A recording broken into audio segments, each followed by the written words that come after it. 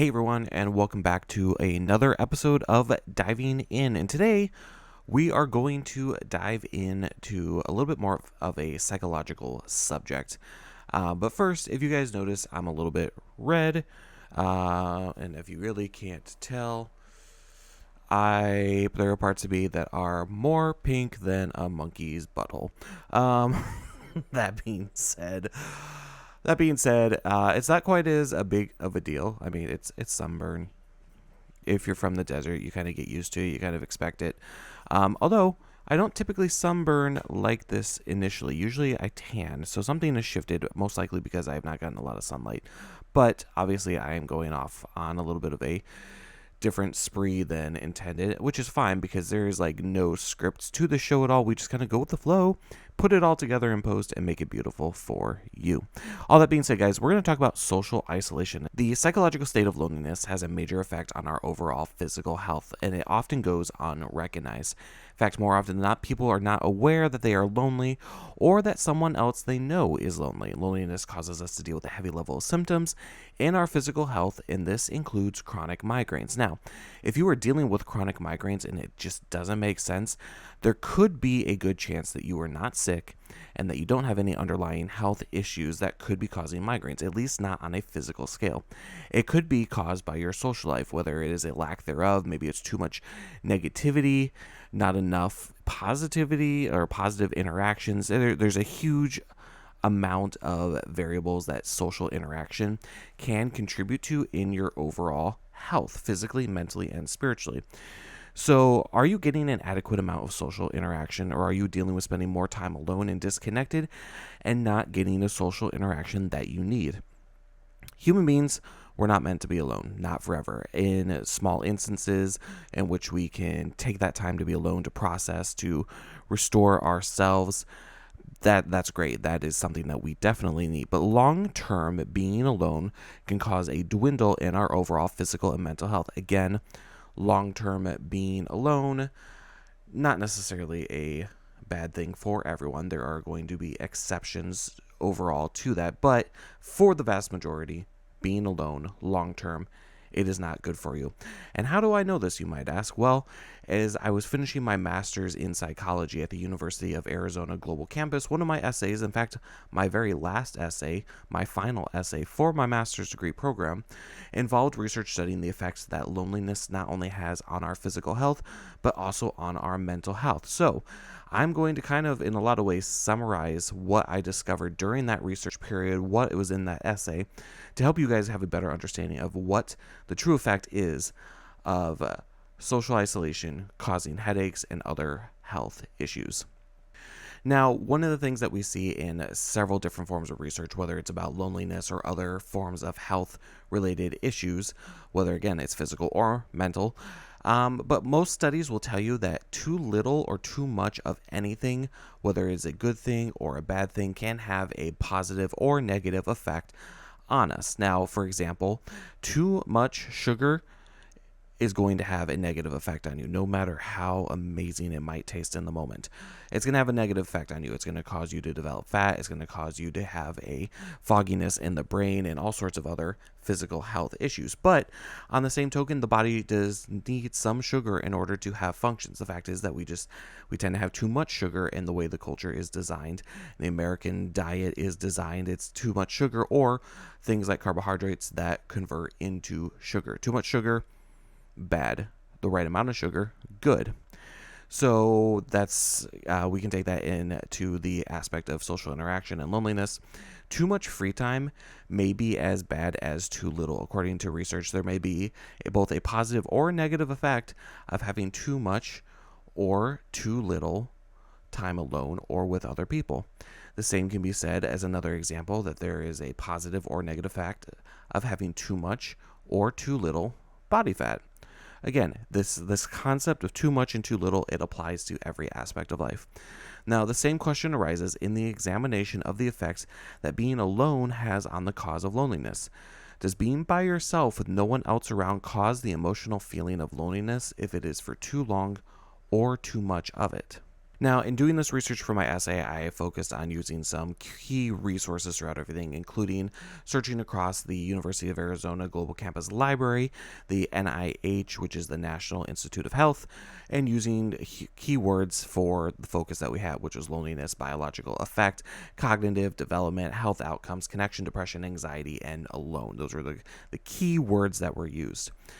Now, if we take a look at the analysis of it, in 2020, a national survey was conducted on US based adults that showed that mental health issues have grown exponentially.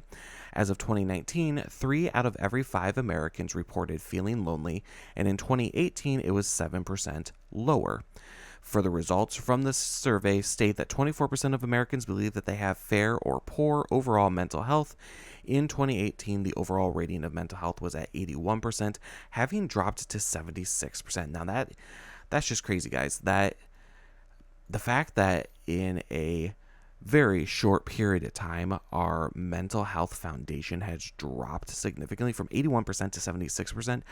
It tells you that something is wrong. Something is not happening right, because you factor in. So if it was in, let's see, what was it? In 2018, the overall rating was at 81%. And as of further results in 2020, it's dropped to 76%. That was only 3 years ago, guys. So you figure at that rate, we are losing a significant amount of mental health stability. That means that in a 3-year period of time, our overall mental health statistically dropped by 5%. Our foundation of mental health has dropped by 5% within a 2-year time period if we go from 2018 to 2020, which means that in theory, it's 2023 now. We're about halfway through, but we'll just round it to 2023. That means that we will have gone through another 7.5%, if I'm doing the math right in my head, another 7.5% drop in overall mental health foundation. That is alarming, because that would mean we would have gone we would have gone below 70% at this point if we're keeping at that rate, assuming that it hasn't slowed down and assuming that it hasn't accelerated at all. That's still a lot, guys. Losing our mental health at any rate is just terrifying, especially because, like, you take a look at today's world and what's going on. It honestly doesn't surprise me at all. It doesn't surprise me that we are having all of these issues and all of these not only physical health problems, but just life problems in general. But that's a whole nother topic. We're focusing on the loneliness here. So, social interaction and relationships and social support have been determined to be key factors of loneliness in America and play a huge part in poor physical and mental health, causing a lack of healthy balance in an individual's day-to-day life, including at home, work, and school, as well as with extracurricular activities or a lack thereof. Now, a lot of questions need to be considered when looking at all this. When you're looking at the loneliness or the cause of loneliness in an individual's life, is it rooted in a foundation of physical or mental health alone? Is the cause of loneliness caused by multiple variables such as physical health, mental health, relationships, food and beverages that are being consumed, spiritual influences? Our physical and mental health are intertwined with one another. And if you don't understand the brain to gut connection, that is something that we are going to discuss at some point. But a basic understanding is this: if you are consuming something that your body needs to get rid of, that your body is not happy with, it is going to affect your brain, because it puts your body into a freak out state where it's like, okay, we need to dump this. We need to get rid of this right away, right now. It's too much of it, or it's just bad altogether. And that is where you see a lot of things like a brain fog factor in, or it's upset stomach, heartburn, stuff like that. All of that can be triggered by the consumption of something wrong. Now, that applies to food and beverages, but that also applies to something like social interaction. You think about the example that people use all the time. You look at how people say that if they are watching news consistently, that the majority of the news stories that are shown are mostly negative. There's very little positive. And I worked in a television station, a news station locally, for a couple of years, and I hated working the morning news, especially because we went through 2.5 hours of broadcasting news stories. More often than not, it was the same news stories with slight variations to them over and over again. But out of that 2.5 hours, maybe 5 to 10 minutes at the most focused on something positive, while everything else is usually based on something that was political or criminal or just some form of negativity. Very rarely was there any form of positive. Now, if you understand how the conscious and the subconscious work, the subconscious brain, if you are feeding it something negative, it is going to be stuck in a negative form. It is going to not be able to truly take care of your body, because that's what happens. The conscious part of your brain is what's bringing in all that data. It's what's processing everything. The subconscious is a part of where it is stored. So like, for example, if you are speaking negatively about yourself, what happens? Usually you end up in some form of sadness, depression, maybe dealing with some anxiety, something like that, because you are applying negativity to yourself. But if you're speaking positively, if you're encouraging yourself, if you are making bold declarations in a positive form about yourself, what happens? Usually your motivation goes up, you feel more inspired, you feel like you have the energy, like you can knock out whatever you need to knock out. It's the same with everything else around us. If we are not controlling what is being said or what is being influenced to us around us, it's going to have the same negative effect if it's something negative. And like I said, I just use the news as an example. Who influences your life as well? Are the people around you or the workplace that you're in, is there some sort of negative influence that is causing problems for you? How does that make you feel? What is the overall result? All things that we can dive deeper into at some point to make a better change overall. Now, something further that we need to understand is how, like we said before, our physical and mental health are intertwined with one another. For example, if we are unhappy about our physical figure, we can feel as though we will not fit in or that we may be judged for our appearance, which can cause emotional responses such as sadness, frustration, anger, disappointment, and cause us to disconnect and lack in social interaction, even if we are surrounded by people, and cause the feeling of loneliness because we are at a high level of quality in ourselves. And by high level of quality means that we are knocking ourselves out even if we're surrounded by other individuals. So here's an example for this. And I just had this conversation with someone earlier today. This last weekend, or not even this last weekend, it was last night. So during the work week, we had an employee appreciation event. We ended up going to a club, like a golf course club. We hung out by the pool. We were just relaxing. Now, when I got there, I was initially dressed in a t-shirt, like I am now. T-shirt, shorts. I was comfortable with where I'm at. Now, I am overweight. I still am. I've come a long way. Used to weigh 410 pounds. Have come a long way in getting myself better. Still have a long way to go. So still not always 100% confident in my own self-image. Nothing wrong with that. It's what you do with that. But in this case, going to the pool and everything, a lot of the guys, especially the really well-shaped guys, they're taking their t-shirt off, jumping in the pool, no big deal.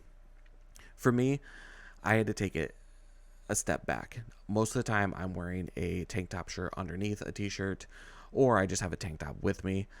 But even then, I'm not very comfortable with wearing a tank top around other people. Usually it was one of those, like, I use it as like a sweatshirt, and like as literally like it helps collect sweat throughout the day, or as a buffer, like if I have my holster and I'm carrying my sidearm, stuff like that. But I didn't want to just wear a t-shirt out in the sun. Like, I wanted to take that opportunity to be able to get some sunlight, tan up some, or in my case, burn myself more. And I want to be able to just do that. But there was that confidence issue. And it's something that I've been aware of for some time, that I was dealing with some confidence issues in this area. So I had to talk to myself. I had to be like, okay, you need to get over yourself, stop worrying about what everyone else thinks around you, and just take your freaking t-shirt off and enjoy your day. And so that's what I did. I went in the locker room, dropped my stuff in a locker, and wore nothing but the tank top and shorts for the rest of the day. And I'll be honest, it felt pretty good. After the first few minutes of that awkward feeling of everything, I was kind of over everything. I was able to enjoy the rest of my day. The same is true with this. If we do not feel good about ourselves, we have to choose what we're going to do with that. Now, in my case, I chose to step out of my comfort zone, and I'm choosing to do stuff to better myself. One of the meetings I had today was discussing how I can do that better by somebody who has been in similar situations as I, who has experience. In other words, Guys, it's important to surround yourselves with other people who are either one, positive influences, two, have been in similar places as you, or three, are already somewhere where you want to be able to go and achieve, whether it's in your health, your career, relationships, whatever it is, and be able to be surrounded by them and learn from them and let them be a counterpoint or a holding point for you to make progress in your own life. Don't surround yourself with a bunch of negative individuals. That's just going to cause all sorts of chaos and issues and make things even more difficult for you. So the feeling of loneliness isn't always about just being alone. It can be caused by our physical health and throw us into a deep state of depression, anxiety, nervousness. Or another example of the biological aspect that could lead to loneliness is the feeling of sickness or discomfort that one may be dealing with because of a major disconnect socially due to lack of control, or dealing with the physical illness, mental illness, or whatever it is that limits you. Maybe you have a work schedule that makes it feel impossible to be able to go and do anything socially. That can play a huge factor into making you uncomfortable and dealing with things like depression, anxiety, loneliness, sadness, all of that. Now, another thing that can be a trigger with dealing with loneliness is that cognitively, an individual's emotional standing can be affected by situational cues and the environment in which they are commonly located. As an example, a place of employment in which an individual has a very aggressive or judgmental employer may cause more of an emotional disconnect that leads to a state of loneliness because of the subconscious desire to not end up in more conflict or confrontation with their boss. Another thing that loneliness can cause: lack of development, and an increase in development causes a shift of one's emotional state and can lead to both an increase as well as decrease in loneliness, depending on what all of the variable factors are there. Having the ability to better understand others can play a major part in influencing one's ability to improve their ability to socially interact because of their expansive knowledge, opening the opportunity for more social interaction in conversations. The expanse and like-mindedness of information can lead to a better quality in friendship, increased depth of conversation, where a lack of these mutual understandings and knowledge can lead to more of a social disconnect. So, being lonely can be caused by a lack of knowledge, but it can also be solved by an increase in knowledge. Again, there are so many different variables to when it comes to being lonely that at the end of the day, like any other problem that we're dealing with physically, emotionally, or spiritually, we have to be willing to do the investigative work to figure out, okay, what is causing me to get there? And that's something really important. You guys have to not only acknowledge where you are, but also acknowledge that you got to figure out how you got there. How did you get there? Was it your own doing? Was it the doing of others that you fell into? Were you raised in a specific way that led you to this place? There are so many variables. And so, guys, it's going to be really important to make that shift for yourself. And you have to be able to recognize and acknowledge it first. And that is my goal in partially in doing this episode, but also just in this podcast in general, is to help raise awareness of the things that we're facing with and dealing with in order to get a better idea of how we can, for ourselves, solve it. Because there is no one size fits all solution to what we're dealing with. At the end of the day, you have to be willing to kind of go and try to figure it out for yourself. Now, if you guys want a really good example of the ideal way to deal with your own problems, I strongly recommend you check out Badass Counseling. You can go to the website badasscounseling.com. Sven Erlandson is the main counselor, or is the counselor for Badass Counseling, and he does it definitely from a spiritual perspective, but not at the same time. Go on, listen to his podcast, read some of his books. He has done some great, amazing work. And if you listen to his podcast and you see some of the examples of what he has done, as well as just be able to really get an idea of how you need to approach your own issues, like literally just listening to his podcast that is 100% free can get you started. You can always work with him too, or work with other counselors that maybe have a similar idea of everything.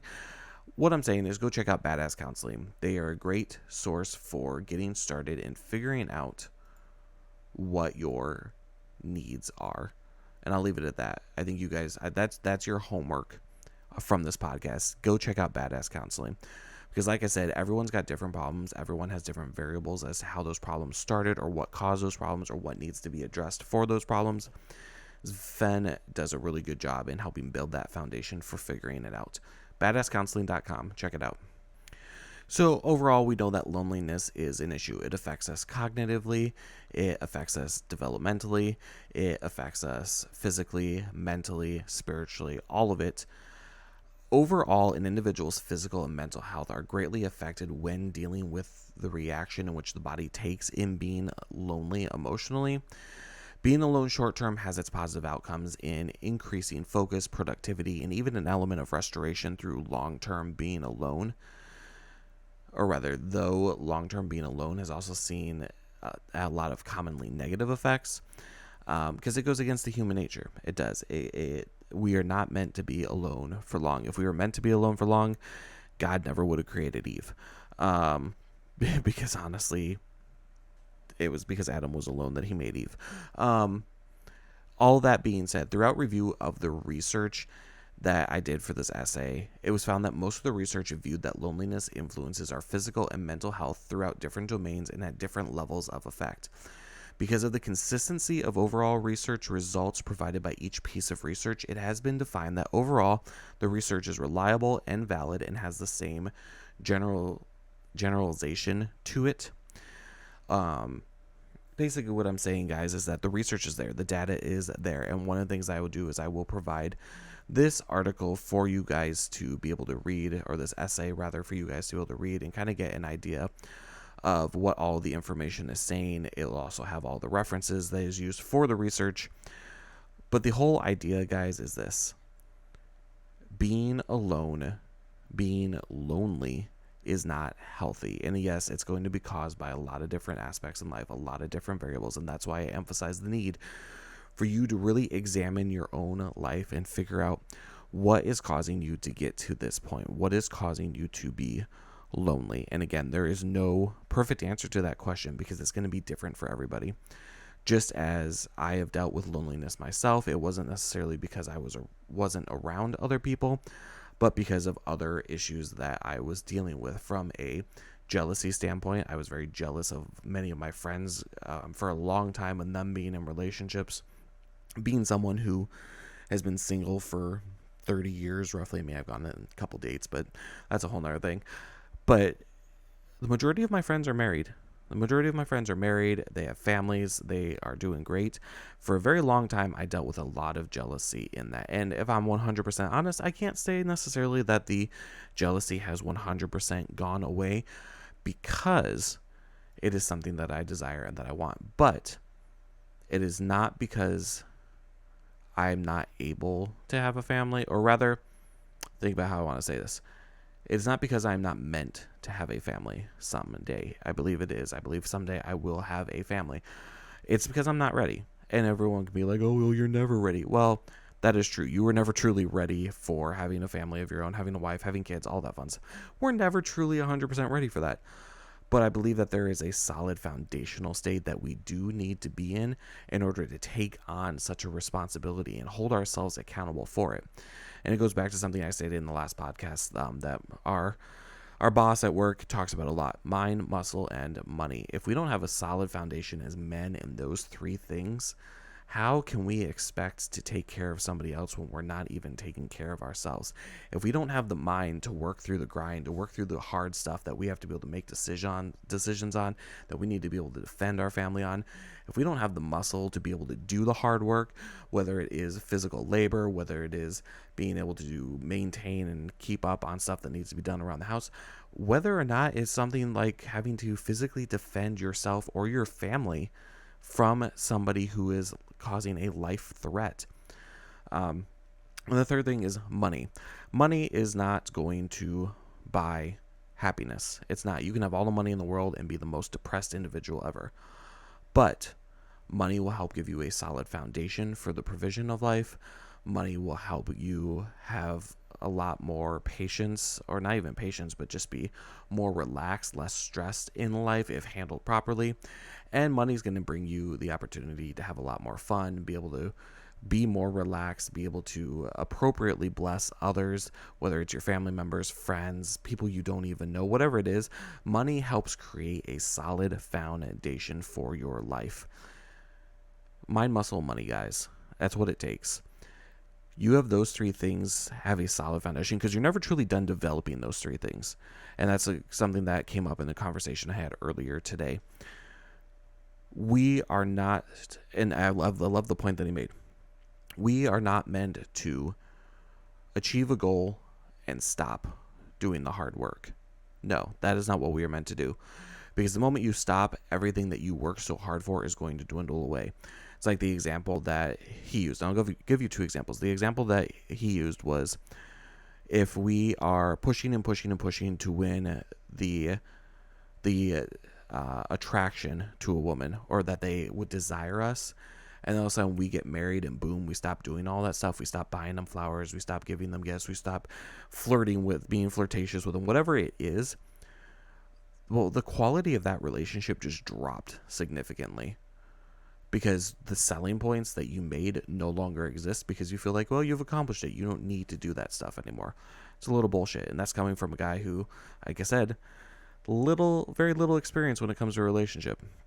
Second example, though, that makes sense is your body. If you're working out, do you think that you can just stop working out once you hit your goal of being either at a certain weight or a certain muscular structure or whatever it is? Because it's a lie. It's not true. Take example, I've been working out, doing muscle lifting. I actually have to take a few days off from doing it because I aggravated my rotator cuffs. Not fun, by the way. Kind of hurts like hell at times. But I have to take a small break. But that's going to mean that I'm going to have to do things to help re-maintain everything when I am able to start working out again. Because the muscles that I'm building right now, the fat that I am losing, it's going to be faster to lose those muscles and rebuild the fat than it is to build the muscles and lose the fat. Because that's how life works. If you're not willing to do the work to maintain your physical health is going to dwindle and shut down quickly. Take it from the guy who spent 2 weeks in a coma. In that time that I was in the coma, I lost, I believe it was roughly 75 pounds, but it was not in fat. I did not lose 75 pounds of fat. I lost 75 pounds in muscle. Guys, my arms used to be significantly bigger and muscular than this. Now, they started losing all of that muscle before I ended up in the coma, like significantly before. I was not taking care of myself. I was not maintaining myself well. But it really dropped when I hit the worst part of my life with my health. Now, two things can be said. One, part of me ending up in that coma and dealing with the worst of health things at the time was definitely partially my fault. I could have fought more to give my body the opportunity to hold back from hitting that point a lot more. But the second thing is that sometimes we are hit with things that are unexpected, that we don't have control over, and you can't fight those things if you are not ready, prepared, and trained to do so. So guys, whatever it is that you are working on in life, you got to be willing to do the hard work all the time. And that's not just in your work, your family, your relationships. There's literally no aspect of life in which we are not needing to constantly work nonstop all the time. To finish off with the focus on loneliness, I want to tell you a little bit about a research case study that I saw, where it is about a individual. It was an older individual, and by older I mean someone probably in their 70s or 80s, in that rough area. And they lost everyone from their generation of growing up. Their best friends had all passed away at their older age. Their significant other was gone. Their kids had moved on to other things. And they had they were struggling. They were very lonely. Now, in today's world, we have had a lot of new technologies, a lot of new stories. In this case, we're talking about books. For books, you have your classical books, your novels, your poetry, all of that stuff. Now, you still have those things in modern terms today, but it's a very different style. This individual who had lost everyone, who was dealing with loneliness, their coping mechanism was not to buy new books. It was not to buy new technology, new stories, whatever it was. Their coping mechanism was to go back to that which they knew already made them happy. The moral of this, guys, is that if we're not always striving for something new, if we're not always striving to grow, to expand on ourselves, at some point we will revert back to the old. And it's like I said before, if you're not willing to maintain your body with working out, at some point you're going to lose the muscle and just rebuild the fat again. I've known people who have gone through those ups and downs where they got really well built, great shape, and then they went through a season where they weren't taking care of their bodies, they weren't working out, and all of a sudden they went right back to where they were. They were chubby, they lost all of their muscle, they were unhealthy again. And then I've seen them go and they rebuild themselves again, get back into that great muscular, build and everything. But then again, they fall off the bandwagon. They stop maintaining their life and end up right back where they started. Guys, you're going to want to maintain your life. You're going to want to maintain your life in such a way that you never fall back. You never fall back unless you're dead. And I realize that sounds kind of brutal, but let's be honest, guys. Our life is never over until we're dead. I personally never see the purpose of retirement because more often than not, people who retire by today's standards of just being able to sit back, watch TV, not do anything with their lives, they usually die quicker than anyone else. They die quicker, they die younger, and oftentimes they die unhappier. So guys, the moral story. Yes, loneliness can affect your physical and mental health, but you control what that does for you. Bigger moral of the story, since we kind of went off a little bit from the loneliness aspect, but loneliness was a great example. You are going to want to constantly maintain your life. And what that looks like, again, is for you to figure out what is your desire for your life and how can you maintain it, or what do you need to do in order to maintain it, to keep it there. So guys, thank you for listening into this week's Diving In podcast. I appreciate everyone's support through everything. I especially appreciate the support of some individuals who I am excited to hopefully have on in the next few weeks that have been very supportive of getting the podcast relaunched. Dexter is a part of that, although he just likes to sneak in and out. He thinks he's something big. But no, thank you for all the love, all the support. I love getting to interact with everybody. If you guys see content from the podcast or just other content that I create and post across social media, I love being able to read the comments. I love being able to interact with them as much as I can and really get other people's perspectives, because I am certainly not perfect, never will be. Always like to hear other perspectives, other ideas, other options. So guys, I will see you guys on the next podcast episode. You guys have a great week, and remember, maintain your life. What that looks like is up to you.